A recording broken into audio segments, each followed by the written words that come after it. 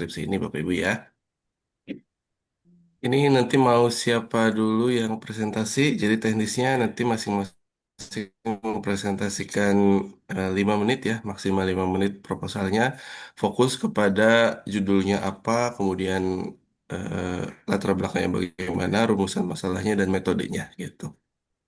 Kemudian nanti ada beberapa hal yang akan saya tanyakan dan perbaikan-perbaikannya apa saja seperti itu. Nanti juga saya akan kirimkan file catatannya kepada Bapak Ibu dan silakan diperbaiki sesuai dengan catatan yang saya berikan. Nanti di akhir setelah Bapak Ibu sudah presentasi jangan leave dulu karena nanti di akhir akan saya sampaikan beberapa hal terkait dengan teknis bimbingan dengan saya. Begitu Bapak Ibu ya. Pak. Ya, Pak. Ya, siapin Iya. dulu yang mau presentasi nih. Nah, Ibu Monggo masih Pak bilang Jalil dulu kah? Oh, saya dulu ya kah? karena Ibu yang lebih duluan masuk tadinya. Nah, ya Oke, silakan. terima kasih.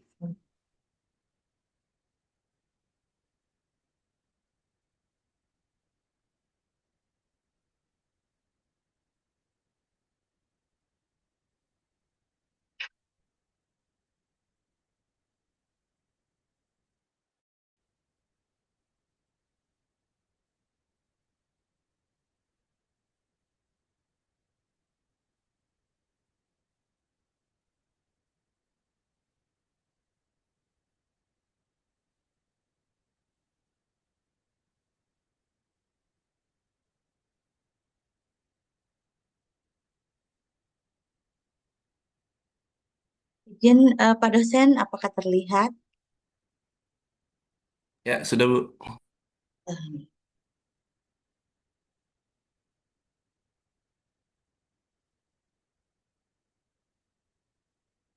Ya, Bismillahirrahmanirrahim. Assalamualaikum warahmatullahi wabarakatuh. Eh, Terima kasih kepada Bapak dosen pembimbing kami, yakni Bapak Usnu Hatami MPD. Kemudian di sini terima kasih juga Pak Jalil.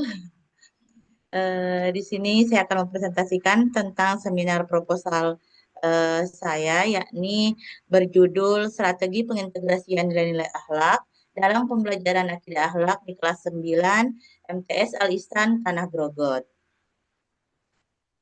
Nah, dari latar belakang masalah, yakni saya mengangkat judul ini berdasarkan pentingnya pendidikan akhlak dari aspek fundamental dalam sistem pendidikan Islam untuk membentuk kepribadian Muslim yang utuh. Jadi, instrumen strategis ini untuk menanamkan nilai moral yang tidak hanya pemahaman kognitif saja, namun mentransformasi teori menjadi perilaku konkret yang bisa dilaksanakan dalam perilaku sehari-hari. Nah, ada kesenjangan di lapangan yang melatar belakangi penelitian saya ini. Yang pertama, masalah teoritis. Jadi masih terdapat kesenjangan antara pengetahuan kognitif siswa dengan implementasi perilaku sehari-harinya. Kemudian masalah praktisnya adalah di awal penelitian hasil observasi saya itu menunjukkan masih ada beberapa perilaku siswa yang masih kurang hormat kepada gurunya, tidak memiliki atau masih rendah rasa empatinya dan minimnya kesadaran untuk beribadah. Ya, kenapa pilihannya ke kelas 9? Karena menurut saya kelas 9 itu merupakan fase remaja awal yang menurut saya sangat krusial dalam pembentukan identitas moral. Nah, penelitian terdahulu ini saya ambil dua penelitian yang lumayan mirip. Yang pertama itu ada dari Apriani. Judulnya Strategi Guru dalam Menanamkan Nilai Akhlakul Karimah melalui Pembelajaran Akidah Akhlak di Madrasah Ibtidaiyah. Nah, hasil penelitian ini adalah strategi efektif meliputi ceramah motivasi, diskusi reflektif, simulasi nilai, studi kasus, dan proyek dengan guru sebagai teladan moral atau qudwah hasanah. Nah, perbedaan dengan penelitian saya, karena penelitian ini berfokus pada jenjang madrasah ibtidaiyah, sedangkan penelitian saya berfokus pada madrasah sanawiyah kelas 9. Adapun kebaharuan dari penelitian saya, yakni memberikan kebaharuan dengan mengadaptasi strategi-strategi yang ada untuk tingkat perkembangan remaja awal, yakni kelas 9 di MTS yang memiliki tantangan moral lebih kompleks. Nah, penelitian kedua ini ada dari Al-Laili dengan judul Comparative Study of Akidah Akhlak, Learning Achievement Between Special and Regular Class 8 Students at Madrasah Sanawiyah Muhammadiyah Batur. Nah, hasil penelitian Saudari Al-Laili ini menunjukkan tidak ada perbedaan signifikan dalam prestasi belajar antara kelas khusus dan reguler, serta menegaskan tujuan pembelajaran untuk membentuk karakter. Nah, perbedaannya dengan penelitian saya, penelitian Al-Laili ini menggunakan pendekatan kuantitatif komparatif yang fokus pada skor prestasi belajar, sedangkan penelitian saya menggunakan pendekatan kualitatif yang fokusnya pada proses dan strategi pengintegrasian nilai. Nah, kebaharuan dari penelitian saya ini, penelitian yang mengisi celah dengan melakukan eksplorasi secara mendalam dan secara deskriptif mengenai bagaimana proses integrasi nilai terjadi di lapangan, bukan sekedar mengukur hasil akhir berupa nilai dan angka. Nah, adapun rumusan masalahnya, yang pertama, apa strategi yang digunakan guru dalam mengintegrasikan nilai-nilai akhlak? Kemudian yang kedua, bagaimana implementasi strategi tersebut dalam pembelajaran? Kemudian, apa saja hambatan dan solusi yang dihadapi dalam progres pengintegrasian tersebut? Kemudian tujuan dari penelitian saya ini, tujuan pertama yakni mendeskripsikan strategi pengintegrasian nilai akhlak oleh guru. Rumusan masalah Ibu. Oh Tadi udah ya. Kemudian ke iya, metodenya Bu. iya ini tujuan penelitiannya. Ke metodenya Kemudian, Bu. iya, Ke metodenya langsung saja. ke metodenya langsung. Oke, kerangka berpikir. Nah, metode penelitian di sini ada jenis penelitian dan pendekatan penelitian. Jenis penelitiannya adalah studi lapangan dan pendekatan penelitiannya kualitatif deskriptif. Ada waktu penelitian juga yang sekitar 5 sampai 6 bulan. Kemudian pengumpulan datanya itu melalui 3 teknik. Yang pertama teknik observasi, teknik wawancara, dan teknik dokumentasi. Nah, narasumber yang nanti insya Allah saya akan wawancarai itu guru Mapel Akidah Akhlak, kemudian peserta didik kelas 9 di MTS Alisan Tanah Grogot. Lokasi penelitiannya yakni MTS Alisan Tanah Grogot ini berada di Jalan Cendrawasih, RT 4, Desa Senaken, Kecamatan Tanah Grogot, Kabupaten Pasir, Provinsi Kalimantan Timur. Sekian presentasi dari seminar proposal saya pada hari ini. Lebih dan kurangnya mohon dimaafkan. Saya sangat berharap banyak masukan dari Pak dosen karena saya sadar masih banyak kekurangan di sini. Terima kasih banyak. Assalamualaikum warahmatullahi wabarakatuh. Waalaikumsalam warahmatullahi wabarakatuh. Baik, terima kasih Bu Astriani. Nah, selamat ya Bu, sudah sampai di tahap seminar proposal. Saya sudah melihat juga nih draft proposal yang sudah Ibu berikan ke saya ya. Saya ingin bertanya dulu Bu terkait dengan tiga hal yang membuat penelitian ini menarik menurut Ibu apa saja Bu? Yang pertama sebenarnya karena saya menemukan masalah-masalah di lapangan itu karena saya juga kebetulan mengajar langsung. Jadi di zaman sekarang ini Pak, anak-anak itu benar-benar bukan hanya degradasi moral lagi ya.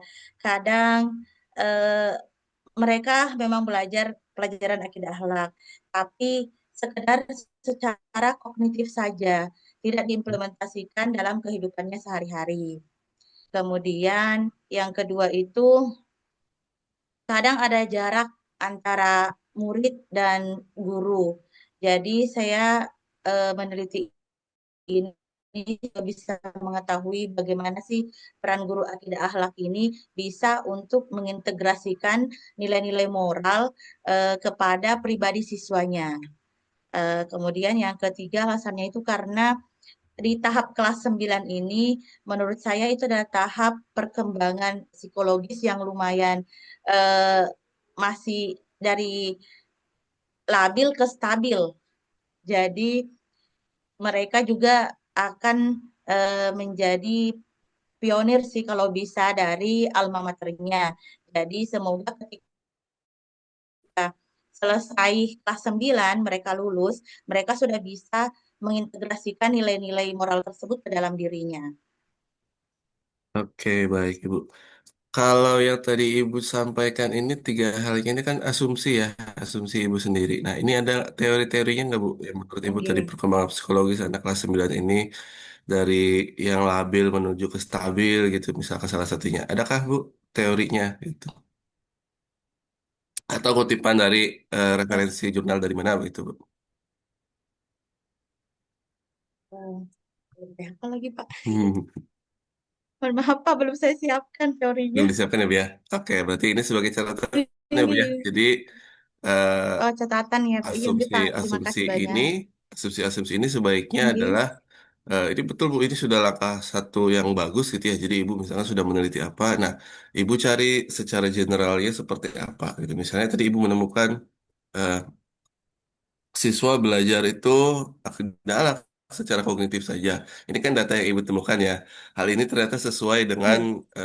penelitian siapa begitu Bu misalnya. Nah, berarti kan pendapat Ibu atau asumsi Ibu ini diperkuat oleh teori atau penelitian yang pernah dilakukan oleh orang lain begitu Bu, untuk menguatkan argumen kita. Begitu ya Bu ya. Oh, oke, Pak. Iya. Terkait dengan di latar belakang, jadi latar belakang itu harusnya seperti itu Bu. Jadi asumsi kita menemukan masalah apa, kemudian oh ternyata masalah ini itu pernah ada juga yang menelitinya untuk memperkuat argumen kita gitu. Kemudian yang lain, oke. Nah ini Bu di bab 2 saya agak tidak nyaman melihat tidak nyaman agak tidak Oh, itu bab 2 G, Pak. karena di bab Bab 2 ini 2. Ibu menuliskan terkait dengan penelitian terdahulu ya kajian pustaka kemudian penelitian Iya. terdahulunya menggunakan subjudul penelitian pertama penelitian kedua gitu Bu ini pakai kelanjutan aja Bu 211 212 begitu Bu kalau ini kan Oh, subjudul tapi Ibu tercetak hitam ya di sini ya bold tapi jadi nggak ada subjudulnya gitu Bu. Kalau oh, mau berarti itu, dilanjutkan kalaupun ya. tidak, kalaupun tidak pakai pakai dinarasikan saja.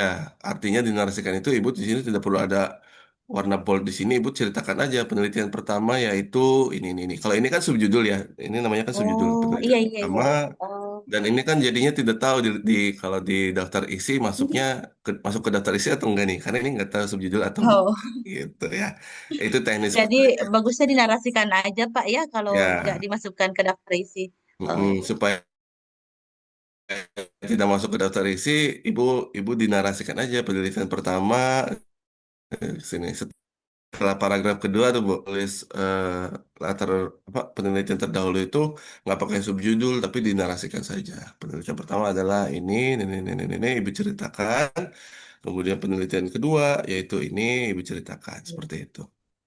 Begitu ya Bu ya. Yang agak oke, ini oke, hanya Bapak. itu. Terima kasih banyak Sisanya sarannya. saya rasa proposalnya sudah sangat baik, Bu. Ini saya apresiasi ya, Ibu. Secara judul, rumusan masalah, dan metode sudah sesuai. Kemudian eh, format penulisnya juga sudah rapi. Tinggal ini saja sih, Bu, yang kurang rapi itu adalah banyak Bab kalimat 2 yang tadi. tercetak Oh, tercetak dua kali ya. Itu nanti Ibu dicek lagi saja terkait dengan oh, Pak draft proposal Ibu. Entah karena memang error atau apa, ada beberapa yang sepertinya tercetak dua kali, seperti itu. Sisanya dua ini kali. sudah sangat baik, Bu. Teori juga sudah oke. Saya mau tanya ini pakai Mendeley nggak, Bu? Ini iya Pak, kemarin sempat pakai, tapi nggak semuanya sih. Pas Oh, setelah iya. itu kan dicek Turnitin. Mhm. Habis itu ya udahlah yang penting ini 22% kemarin masih Pak. Tapi kan Oke. udah lolos tes Ya. syaratnya. Mhm. Oke, itu, Bu. Nggak banyak catatan dari saya. Kali ini sudah sangat rapi ya, sudah sangat baik. Hanya tadi kerapian yang di bab 2 itu saya jadi ngelihatnya ini maksudnya gimana nih gitu.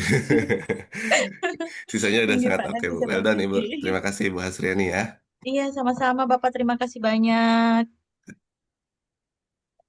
Silakan Saya stop share. ditutup share screen-nya, Bu. Kita lanjutkan dengan Pak Abdul Jalil ya. Silakan, Bapak. Siap, saya share screen dulu, Pak.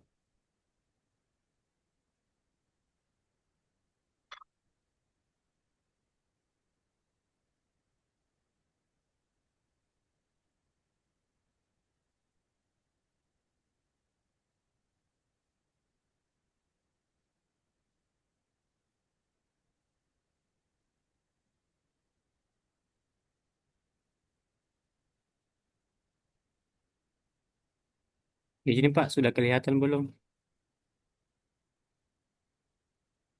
Belum, Pak. Masih di folder ini, Pak.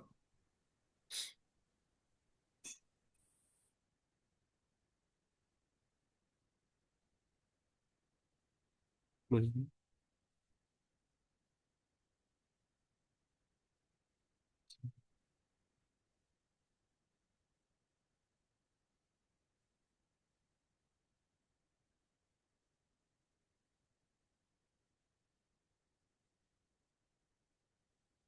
Oke, sudah terlihat, Pak.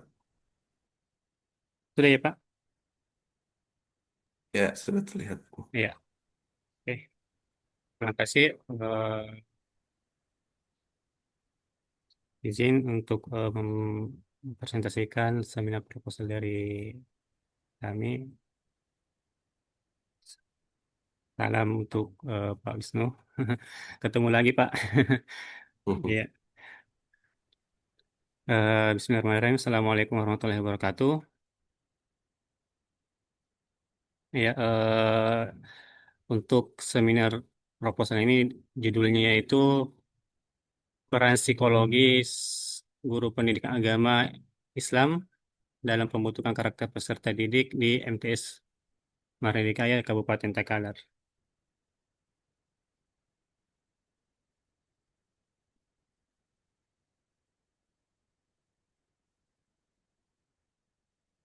Ya, untuk pendahuluan latar belakangnya itu, ya jadi di sini kenapa latar belakang seperti ini? Pendidikan karakter merupakan mandat strategis pendidikan nasional berorientasi pada pembentukan kepribadian utuh. Pada jenjang madrasah sanawiyah, peserta didik berada fase remaja awal yang dinamis, yang membutuhkan figur teladan moral dan psikologis. Guru PAI memegang peran sentral dalam membimbing dan menanamkan nilai karakter. Penilaian Penelitian menunjukkan kualitas relasi psikologis guru siswa berkontribusi signifikan terhadap perkembangan karakter religius dan sosial. Interaksi berbasis empati, keteladanan, dan komunikasi seperti berdampak positif pada internalisasi nilai moral siswa. Namun, masih ada kesenjangan antara tujuan pendidikan karakter dengan realitas perilaku siswa. Pembelajaran PI yang hanya menekankan aspek kognitif belum cukup efektif tanpa penguatan peran dari psikologis guru itu sendiri. Jadi observasi awal di MT Smart DKI ini di Kabupaten Takalar menunjukkan rendahnya konsistensi kedisiplinan dan pengamalan nilai religius pada peserta didik.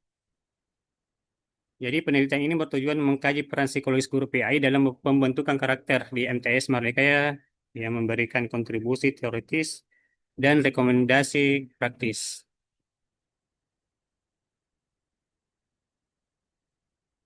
Untuk identifikasi masalah dan pembatasannya di sini, untuk masalah utamanya itu belum terpetakannya peran psikologis guru PAI secara sistematis, perilaku kurang disiplin dan rendahnya konsistensi nilai religius pada peserta didik, pendekatan pembelajaran PAI cenderung kognitif, kurang afektif dan psikologis.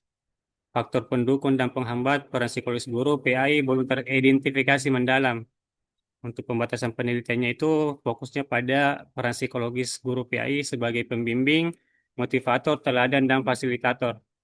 Karakter peserta didik yang dikaji yaitu religiusitas, kedisiplinan, tanggung jawab, dan sikap sosial.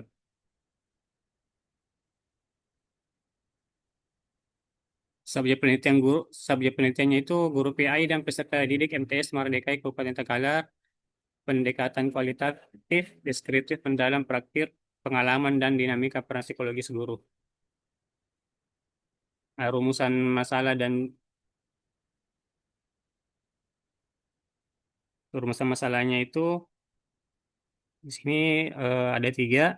Bagaimana bentuk peran psikologis guru PAI dalam pembentukan karakter peserta didik, bagaimana implementasi peran psikologis guru PAI dalam proses pembelajaran dan interaksi kesehariannya, tiga, apa saja faktor pendukung dan penghambat guru PAI dalam menjalankan peran psikologisnya. Untuk tujuannya, mendeskripsikan bentuk-bentuk peran psikologis guru PAI, menganalisis implementasi peran psikologis guru PAI dalam pembelajaran dan interaksi, mengidentifikasi faktor pendukung dan penghambat peran psikologis guru PAI. Nah, lanjut ke manfaat penelitiannya secara teoritis. Manfaat penelitiannya itu Langsung ke metode, Pak. langsung metode ya Pak. Oke.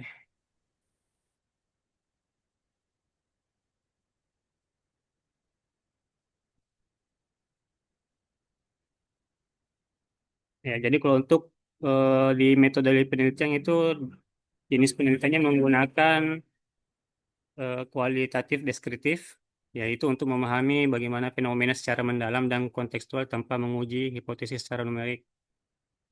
Untuk pendekatannya itu menggunakan secara fenomenologi atau studi kasus dipilih berdasarkan kedalaman eksplorasi yang diperlukan untuk menangkap esensi pengalaman subjektif atau eksplorasi mendalam suatu kasus spesifik seperti itu, Pak.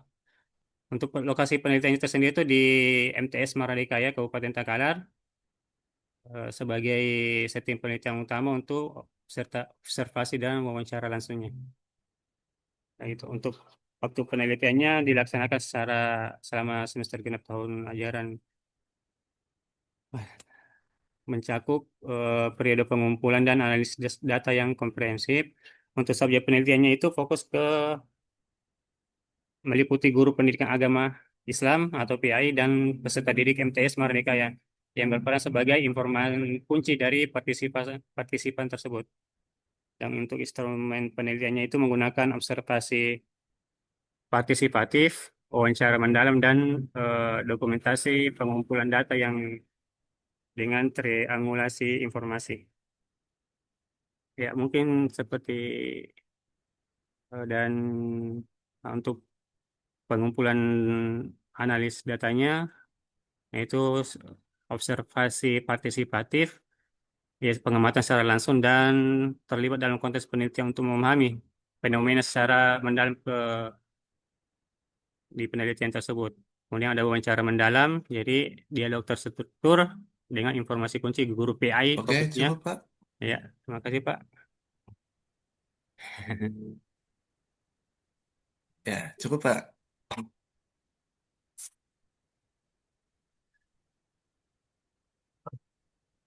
Baik, terima kasih Pak Abdul Jalil ya. Pak, sama seperti Bu Hasriani tadi, selamat ya. Bapak sudah sampai di tahap sebenarnya proposal. Kemudian saya ingin menanyakan terkait dengan tiga hal yang membuat penelitian ini menarik, Pak. Menurut Pak Abdul Jalil, apa saja? eh Secara untuk kenapa ini menarik sebenarnya Pak? Karena di lapangan biasa kita temukan sebenarnya sih guru-guru guru-guru pada umumnya atau khususnya ke PAI ini hanya apa istilahnya ya, mengajar sesuai fokusnya ke kognitif kognitif dengan secara realitas perilaku siswa, dan tapi masih ditemukan rendahnya kedisiplinan dan tanggung jawab siswa. Ya, meskipun itu pembelajaran PI sudah berjalan rutin dan dan ini saya angkat fokusnya ke memang bukan pembentuk karakternya itu tidak hanya cukup transfer ilmu sebenarnya, tapi butuh pendekatan psikologis seperti empati dan juga fokusnya ke keteladanan yang istilahnya bisa langsung menyentuh kesadaran batin siswa seperti itu, Pak. Iya.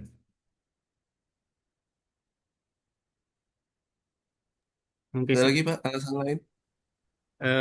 dan iya karena istilahnya kalau secara pengalaman juga karena kan biasanya guru juga itu eh, punya kalau berbicara masalah pasti juga punya masalah kalau terhadap masalah yang mungkin kalau tidak juga secara psikologis dia bawa masalahnya ke sekolah dalam hal mengajar itu juga bisa secara psikologis pasti berdampak ke juga ke siswanya.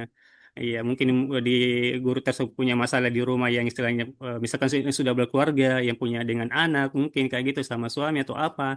Dan ketika nantinya guru tersebut membawa psikologi dari rumah yang istilahnya punya masalah terhadap ke sekolah, otomatis itu akan tertransfer ke siswanya secara psikologi juga mulai dari transfer emosi yang bagaimana yang secara meskipun secara penyampaian eh, sesuai dengan apa yang secara di buku mungkin seperti itu sampai tapi secara gestur atau mimik wajah itu bisa kelihatan bahwa emosi terhadap guru ke siswa itu bisa kelihatan juga meskipun dia menahan eh, masalah-masalah di dalam dirinya seperti itu Pak mungkin Oke, itu masuk juga Pak dalam penelitian yang Pak Abdul Jalil akan lakukan nanti terkait psikologis gurunya.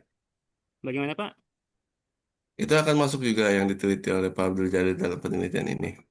Iya Pak, secara psikologis itu yang saya ingin istilahnya saya teliti karena istilahnya memang eh, karena berbicara psikologis itu dampaknya luar biasa sekali ketika kita penyampaian juga ke siswa sebenarnya. Karena Oke. Nah, eh, yang saya ingin tanyakan secara terkait dengan peran psikologis guru di sininya itu Pak Abdul Jalil ingin mengarahnya kemana ini Pak? Gitu. dari ke psikologis terkait emosinya Pak dan juga problem-problem terhadap apa istilahnya problem-problem guru khususnya Mm-mm. PAI yang istilahnya berdampak ke dari si emosi seperti itu Pak yang bisa berpengaruh ke siswa seperti itu yang nantinya yang otomatis juga Oke. atau Ya, itu karena jadi kalau yang tadi disampaikan ya, kalau yang tadi disampaikan oleh Pak Abdul Jalil kan misalkan kalau tadi gurunya misalkan punya permasalahan di rumah gitu ya, tidak boleh dibawa di sekolah. Sebenarnya itu kan masalahnya bukan masalah psikologisnya, Pak, tapi masalah terkait dengan komunikasinya, komunikasi pembelajarannya gitu. Karena kebetulan saya juga apa mengajar komunikasi pembelajaran gitu ya. Jadi peran ke psikologis gurunya kalau yang seperti itu sebetulnya bukan. Jadi kalau Pak Abdul Jalil menyatakan terkait dengan peran psikologis itu, jadi yang guru lakukannya ingin selain di pembelajaran itu misalnya apa? Misalnya seperti itu. Kalau guru punya masalah psikologis di rumah, kemudian tidak boleh dibawa di sekolah, itu sih jelas karena kompetensi guru juga tidak memperbolehkan hal itu ya Pak ya. Gitu. Jadi eh, pisau analisis Pak Abdul Jalil nanti ke depannya ingin seperti apa? Itu yang ingin saya tanyakan sebetulnya gitu. oh iya iya jadi Nanti cari lebih lagi Pak analisis analisis Pak Abdul Jalil nanti cari lagi ya hal-hal yang membuat penelitian ini menarik seperti apa. Kalau yang tadi sebetulnya apa masuknya itu ke komunikasinya. Jadi kalau dia ibaratnya berangkat ke sekolah nih dalam kondisi marah, tentu di sekolah kan tidak boleh marah misalnya gitu. Apakah itu psikologisnya atau komunikasinya? Tentu komunikasinya ya Pak ya. Gitu. Jadi kalau secara psikologis memang seorang guru pasti di sekolah ya harus menjadi seorang pengajar gitu. Tapi bagaimana ketika mengkomunikasinya kepada iya maksudnya peserta didik itu kan berarti caranya gitu iya, Pak. ini Pak mungkin saya mungkin dari dampak sebenarnya Pak dari komunikasi ke orang tua ya guru terhadap guru sebenarnya dampak komunikasi guru di dalam rumah tangganya sebenarnya kemudian apa istilahnya eh, bawa ke sekolah sebenarnya karena istilahnya ketika juga guru mendapati dirinya tidak selesai dengan masalah di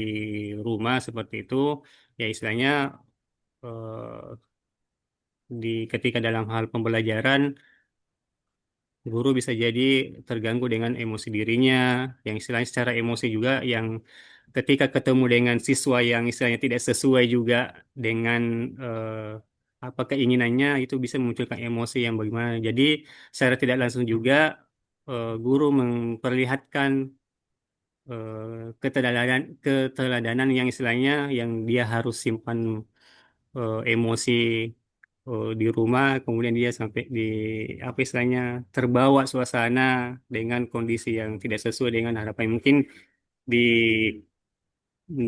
di dalam pembelajaran seperti itu Pak mungkin. Oke, iya, tetap ya, Pak, ya. Intinya kalau saya asli tadi agak agak bingungnya itu kalau peran psikologis itu kan apa tidak terlihat ya. Nah, memperlihatkannya itu dengan cara yang seperti apa? Nanti Pak Abdul Jalil harus perlihatkan itu Oh di siap siap. latar belakang gitu.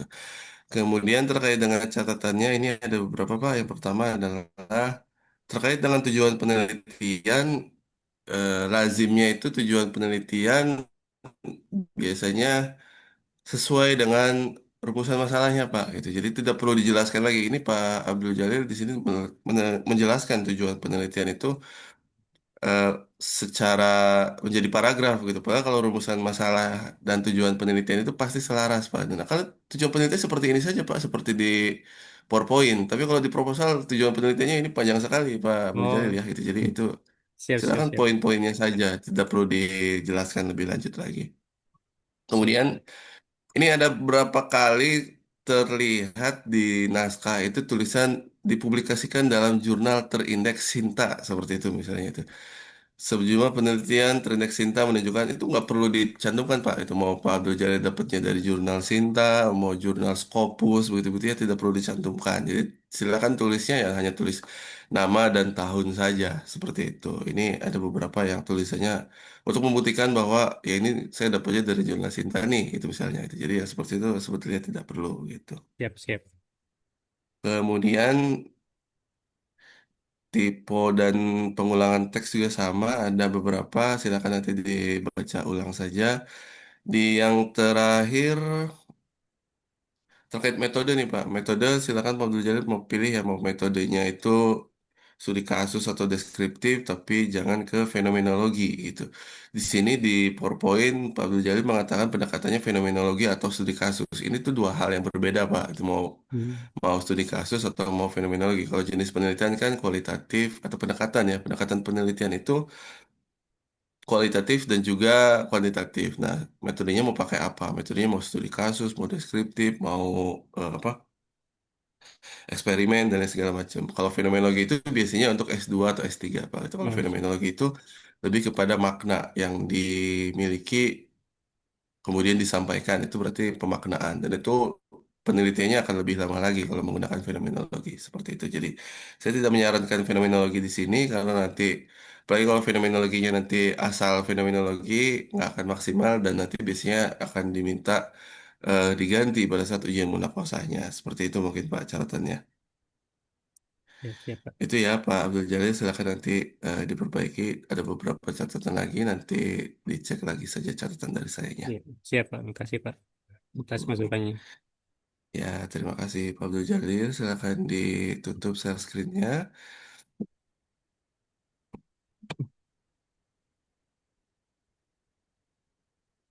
Oke, sekarang giliran saya yang share screen ya, Bapak Ibu ya. Nah, terkait dengan catatan di latar belakang tadi, jadi idealnya dalam menulis latar belakang itu, ketika mengangkat terkait dengan persoalan, nah Bapak Ibu silakan bisa pakainya seperti ini. Ada beberapa hal yang membuat penelitian ini menarik dan harus dilakukan. Ini biasanya kalimat yang saya highlight untuk mengangkat nih. Kenapa penelitian ini harus dilakukan sih? Dan kenapa penelitian ini menarik gitu? Kan ada penelitian yang eh, harus dilakukan tapi tidak menarik, tidak akan dibacakan ya kalau seperti itu gitu. Kemudian ada juga penelitian yang menarik tapi ini sebetulnya nggak harus dilakukan kok. Ya berarti kan urgensinya kurang bagus begitu ya gitu. Nah, apa yang membuat penelitian ini menarik dan harus dilakukan gitu? Nah, lihat Bapak Ibu yang kalimat ini, kalimat pertama saya tulis warna merah ya. Pendidikan kewarganegaraan adalah wadah yang tepat untuk meningkatkan kemampuan warga negara menjadi warga negara digital. Misalnya, ini adalah asumsi saya sebagai peneliti, Bapak Ibu. Gitu. Kita sebagai peneliti boleh nggak mengasumsikan sesuatu untuk mendukung penelitian kita, mengklaim itu boleh ya Bapak Ibu ya. Misalkan tadi Bapak Ibu merasa bahwa peran psikologis guru PAI itu sangat penting gitu. Peran pentingnya di mana? Kan kita sebagai penulis harus bisa menunjukkan ini sangat penting loh peran ini gitu. Misalkan tadi Bu Asriani juga sama, ini penting loh, sangat penting bagian ini. Nah, penting menurut kita itu baiknya didukung oleh pendapat orang lain, entah itu dari teori, entah itu dari kutipan artikel di jurnal, atau dari data fakta peristiwa. Kalau data fakta peristiwa bisa jadi dari pengalaman Bapak Ibu ketika praobservasi gitu misalkan. Ditemukan kalau tadi siswa hanya pada kognitif saja, misalnya seperti itu. Apa mendapatkan mata pelajaran akidah akhlak hanya di kognitif saja gitu. Itu kan berarti berdasarkan pengalaman Bapak Ibu gitu. Bapak Ibu berarti di sini cantumkan hal ini apa sesuai dengan wawancara saya dengan guru tersebut yang mengatakan bahwa siswa belum optimal terkait dengan implementasi dari akidah akhlak ini, misalnya seperti itu. Nah, itu berarti dari data itu. Kemudian bisa juga dari berita yang mengatakan bahwa oh ternyata siswa di sekolah di kabupaten lokasi Bapak Ibu belum banyak yang mengenyam pendidikan apa misalnya gitu, maka harus ada nih akidah akhlak di sekolah misalnya seperti itu berarti dari fakta di lapangan berasal dari berita gitu atau berita di web ya Bapak Ibu ya, web Bapak Ibu ataupun dari berita koran gitu. Jadi fakta data peristiwa ini untuk mendukung asumsi kita. Begitu pula ini yang kalimat-kalimat saya selanjutnya. Ini juga klaim nih, belum ada penelitian tentang aplikasi ini gitu misalnya. Ini klaim saya sebagai peneliti, boleh nggak kita menulis ini? Boleh gitu, karena kita kan sebagai peneliti boleh saja Bang. Asumsi kita sebagai apa. Nah, kemudian ada yang mengatakan seperti ini. Ini berarti kan kalimat saya didukung oleh suatu teori atau suatu eh, penelitian yang dilakukan oleh orang lain gitu. Jadi nanti terakhirnya seperti apa. Begitu Bapak Ibu untuk menulis terkait dengan eh, latar belakang ya gitu. Kemudian rumusan masalah dan tujuan. Oh iya dari Bu Hasriani dan Pak Abdul Jalil untuk rumusan masalah ketiganya apa saja sebaiknya diganti menjadi bagaimana Bu gitu. Bagaimana faktor pendapat sorry. Bagaimana faktor penghambat dan pendukung seperti itu saja nggak apa-apa. Jadi jangan apa saja. Kalau apa saja itu biasanya rumusan masalah untuk makalah ya gitu. Kita kan lagi nggak bikin makalah nih, bikinnya skripsi. Jadi ayo kita ganti untuk rumusan masalahnya bagaimana gitu. Kemudian ini teknis terkait dengan penulisan, kerapian penulisan itu kan marginnya 4 cm ya Bapak Ibu ya. 4 cm itu berarti di sini ada kolom sampai 4 nih, 4 di sini ada tulisan 4 dan tulisan Bapak Ibu di sini harus rapih ada di garis nol. Titik ini ada di nol. Kemudian ketika paragraf baru ada di titik satu. Seperti ini ya. Yang Bu Hasriani sudah sangat bagus, makanya tadi saya bilang kerapihannya sudah memenuhi unsur gitu ya. Karena sudah sangat rapi. Bahkan di sini ketika men-setting terkait dengan paragrafnya 1,5 spasi gitu ya. Dan di situ ada klik remove space after paragraph. Di kolom sini Pak Jalil ya. Di kolom sini itu nanti diklik muncul 1,5 spasi. Kan kita akan mengklik ini 1,5 spasi ya gitu. Kemudian di paling bawahnya itu Pak Jali nanti klik remove space after paragraph. Untuk apa? Untuk jarak antara paragrafnya nggak terlalu jauh. Kalau ini memang defaultnya harus diklik dulu untuk jadi rapi. Dan nanti akhirnya akan seperti ini. Jarak antara paragraf itu jaraknya nggak terlalu jauh. Kalau yang Pak Abdul Jalil paragraf satu misalkan dengan paragraf 2 itu masih ada jarak Pak. Ini mungkin belum diklik di bagian sininya. Nggak perlu diklik satu-satu Bapak Jalil tinggal langsung Control Alt Ctrl A kemudian klik ini itu nanti langsung rapi semua. Itu simple saja sebetulnya gitu. Tapi terlihatnya nanti jadi belum rapi. Kemudian ini juga Pak yang atas di sini kolom ini ya, klik yang atas ini harus ada di bagian satu untuk paragraf baru, yang bawahnya ada di nol gitu. Kalau ini sudah dilakukan nanti akan terlihat jauh lebih rapi dari yang sekarang Pak, gitu ya. Gitu. Untuk yang Bu Hasriani sudah aman Bu, sudah sangat good ya, gitu. Terakhir, tips menyusun proposal ataupun menyusun skripsi Bapak Ibu buat jadwal pengerjaan karena saya yakin Bapak Ibu juga punya pekerjaan di sekolah di rumah tangga Bapak Ibu ya. Jadi silakan Bapak Ibu buatkan jadwal pengerjaan. Saya setiap apa misalnya Saya setiap mau mengerjakan skripsi akan saya lakukan setelah sholat subuh misalnya gitu. Atau saya akan melakukannya sebelum sholat subuh. Jam 3 saya bangun mengerjakan skripsi misalnya gitu. Silakan Bapak Ibu ya gitu. Kemudian gunakan template yang jelas, artinya Bapak Ibu sekarang kan pakai template ya untuk proposal, nanti juga sistematikanya berbeda ketika sudah masuk ke skripsi. Sub-sub judulnya itu namanya bukan 1, 2, 1, 3 begitu ya, tapi A, B, C, D itu nanti pasti ada template dari jurusan. Kemudian yang ketiga, konsultasi rutin dengan dosen pembimbing. Jangan sampai Bapak Ibu justru saya yang mencari-cari misalnya gitu. Jadi jangan sampai ini Bu Asri ini kemana nih gitu.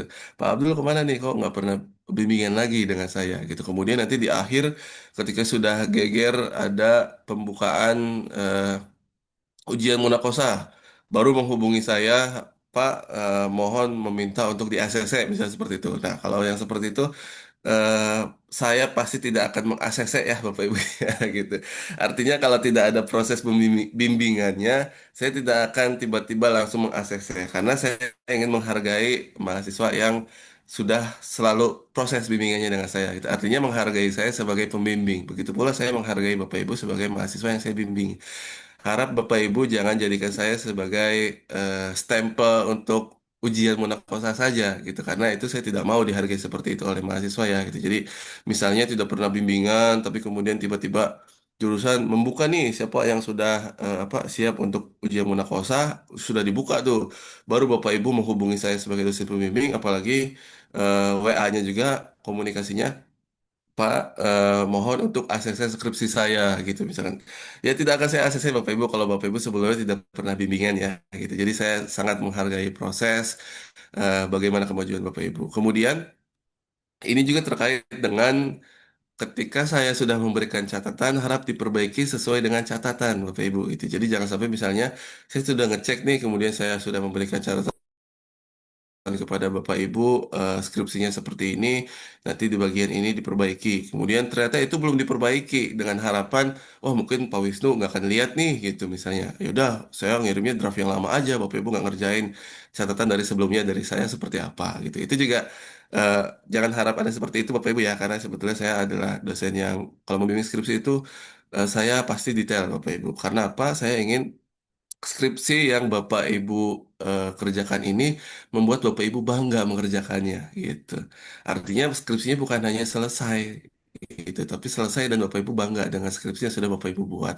Bapak Ibu bisa gunakan, Bapak Ibu bisa simpan skripsi ini di ruang tamu Bapak Ibu gitu ya. Jadi ini saya sudah pernah bikin skripsi nih judulnya ini.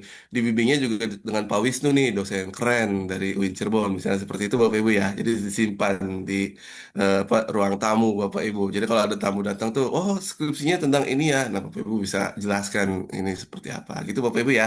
Jadi konsultasi Ya, dengan Kak. pembimbing ini penting. Yang keempat, pakai aplikasi Mendeley untuk kemudahan daftar tulisan dan juga kutipan ini supaya memudahkan kita gitu. Kemudian jangan menunda-nunda kerjakan perbagian. Artinya ini kalau di mahasiswa reguler sih Bapak Ibu. Mahasiswa reguler itu seringkali ada kecenderungan saya mengerjakan skripsi nanti jam 2 gitu. Nanti setengah 3 gitu. Berbicara seperti itu tuh itu jamnya jam 13.47 misalnya gitu. Kenapa nggak langsung dikerjain aja ya gitu misalnya 13.47 nanti nunggu jam 2 gitu.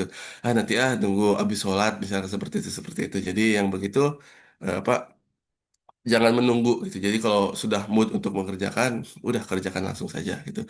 Dan kalau bisa tadi misalkan di waktu yang banyak ya, jadi jangan sampai kalau saya sendiri untuk mengerjakan artikel atau menulis buku itu saya senang nulis Bapak Ibu, saya senang membaca, senang nulis. Biasanya kalau saya kalau nulis itu dari jam 3 atau jam 4 nih, ketika menunggu subuh, ketika setengah 4 habis sholat, kemudian saya nulis itu jauh lebih fresh ketika daripada harus malam hari. Kalau malam kan sudah capek Bapak Ibu ya, jadi lebih baik di pagi hari itu lebih fresh, kerjanya lebih gampang gitu. Kemudian perhatikan ejaan, kutipan, dan daftar pustaka. Ejaan, typo, kutipan seperti apa ini mahasiswa PJJ seringkali banyak sekali Bapak Ibu yang apa ada kalimat-kalimat yang typo gitu ya, ada kalimat-kalimat yang sepertinya karena diburu-buru ya udahlah yang penting kirim dulu misalnya seperti itu ya itu. Jadi harap nanti dibaca dulu. Kemudian skripsi ini harus selesai Artinya jangan sampai buntu di tengah jalan. Kalau Bapak Ibu ada kesulitan apa di rumah gitu ya, silakan Bapak Ibu selesaikan persoalannya di rumah gitu. Kemudian Bapak Ibu kan sudah dewasa juga, kemudian tahu bahwa skripsi ini harus selesai. Yuk kita fokus pada penyelesaian skripsi ini. Kemudian kalau ada kesulitan terkait dengan teknis, silakan Bapak Ibu cari orang di sana yang bisa Bapak Ibu anggap bisa membantu nih skripsi Bapak Ibu. Bukan membantu kontennya ya, tapi membantu dalam hal kok keyboard saya seperti ini ya, kok komputer saya begini ya, kok CPU saya begini, kok laptop saya begini. Silakan itu selesaikan di sana gitu. Yang terakhir, jangan lupa backup di Google Drive. Artinya jangan sampai tiba-tiba nanti laptop kita rusak, tiba-tiba laptopnya kemalingan atau dicuri atau lupa ketinggalan di mana, kita nggak punya backup skripsinya, Bapak Ibu harus backup di Google Drive Bapak Ibu masing-masing. Atau kalau di flash disk, silakan Bapak Ibu beli flash disk ya, kalau flash disk ini sangat berguna untuk menyimpan data secara sementara.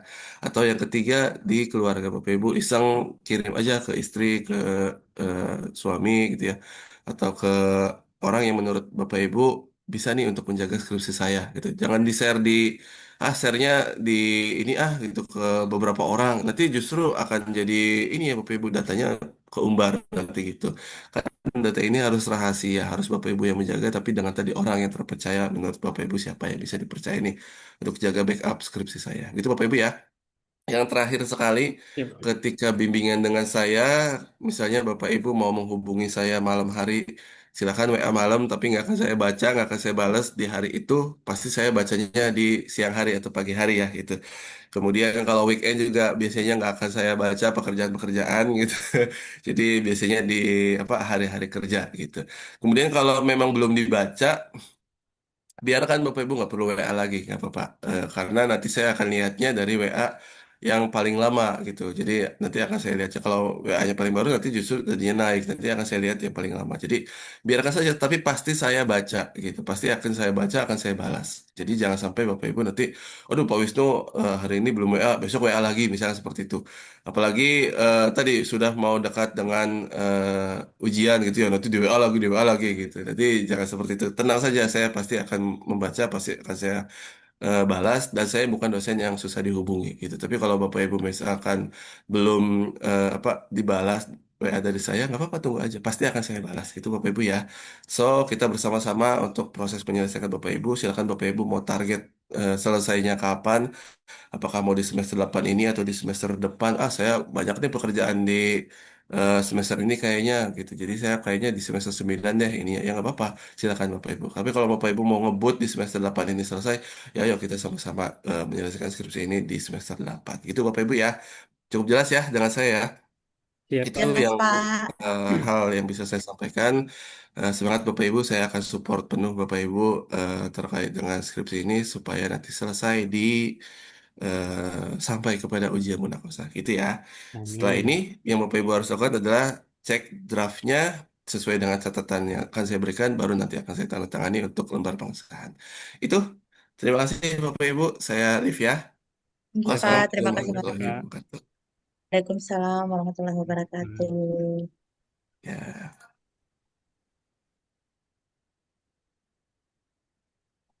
Alhamdulillah selesai. Alhamdulillah.